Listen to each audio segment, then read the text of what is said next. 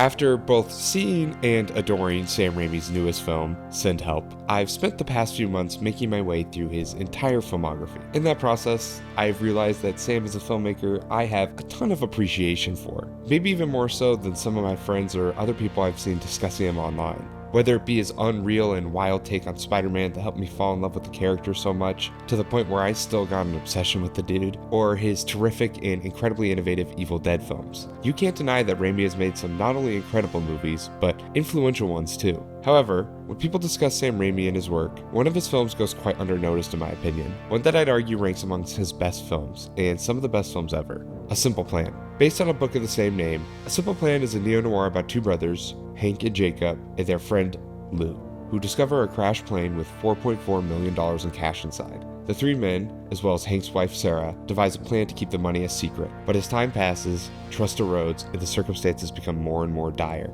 In many ways, this seems like it was supposed to be Raimi's Oscar play, but that wasn't always the case. See, the film went through a lot of hands until it finally settled into Sam's lap. First, it was going to be a Mike Nichols film, then after he dropped out, Ben Stiller was attached and spent 9 months drafting a script, then it became a John Dahl film starring Nicolas Cage in the lead role. In 1997, the rights to the film were acquired by Paramount and John Boorman was handed the keys. Much of the film we see can be credited to Boorman in some respects. He cast both Paxton and Billy Bob Thornton and did most of the film's location scouting.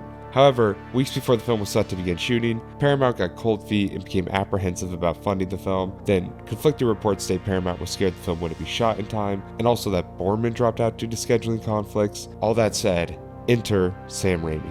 See, part of the main appeal with Raimi is his extreme style. Sam loves crash zooms. He uses handheld and fast whips to really emphasize the power of what's happening. His films are oozing with kinetic energy and an undeniable rhythm.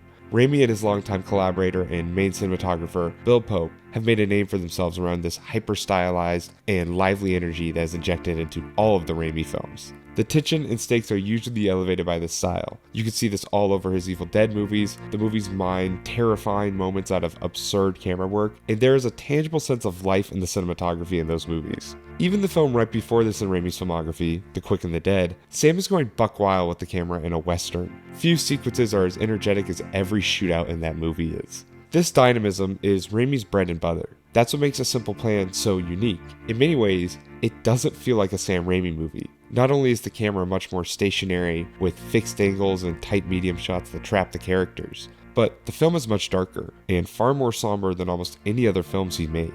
Terrifying and dark things happen in this movie, but Raimi's style usually means those things never feel dour.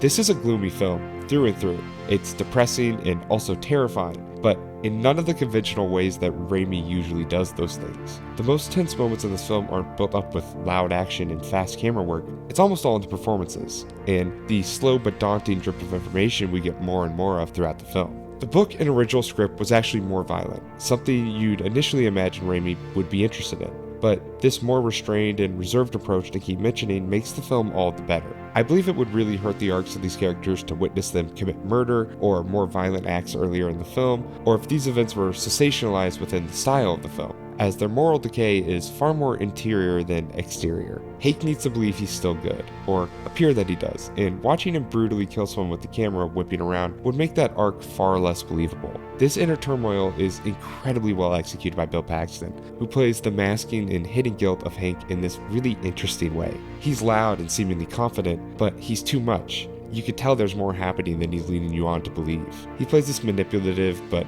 masking as kind and caring man terrifically throughout the whole movie, but his best scene is when the facade slips. My favorite scene from Paxton in this movie is when he brings Jacob over for dinner with his wife, and they tell stories about their father. Paxton feels tangibly fake, but in a way that he's practiced so many times before that it just seems natural enough that you can understand why Jacob still trusts him a bit. The best Paxton moment, though, is when Jacob reveals to him that their father had taken his own life. Watching Paxton try and keep his composure, his denial and masking, fighting for control, but it's the reveal where you can tell that it genuinely shocks him. So much of this is wordless. Paxton's face slowly drops as he stammers to find the words to deny what he's being told, but he can't. It's not my favorite scene from the film, but it's truly impressive work, and just a great summation of everything Paxton is bringing to the table.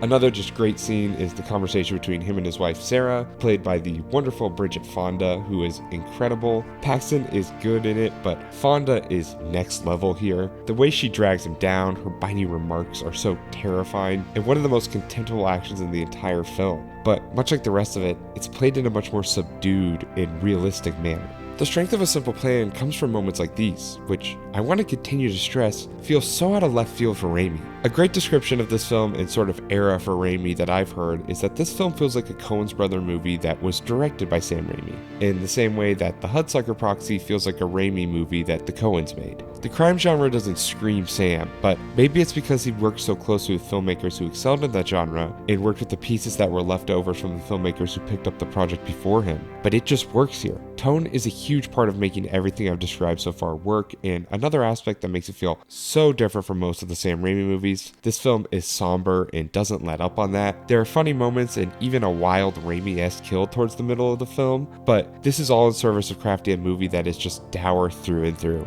It's interesting to see how a film builds out stakes, and how crime movies usually run the risk of sacrificing their tone. The build-up here is perfect though. My favorite crime films are far less about the crime than they are something else. If Heat was just about a cat and mouse chase and big fights, that movie would mostly fall flat for me, and that's a large part of the appeal here. This is a story about success, morality, and the American dream. I love moral dilemma movies, stories about what is right versus what is wrong, how people act in tense scenarios that don't seem to have a clear answer, and I also adore thrillers. And this film is pretty great at being all of those things. Harping back on the restraint of this film, it isn't just that Sam sacrifices many of the incredibly expressionistic choices he makes in his movies, it's that he lets the rotting of our characters happen in an authentic way. Sure, there are two murders which does severely heighten the stakes, but many of the scenes where we watch a character show their true colors are dialogue scenes. There's the wonderfully terrifying moment I mentioned earlier between Hank and Sarah, but the scene right after Sarah has the child and Hank forces Jacob to pick a side is amazing and so haunting.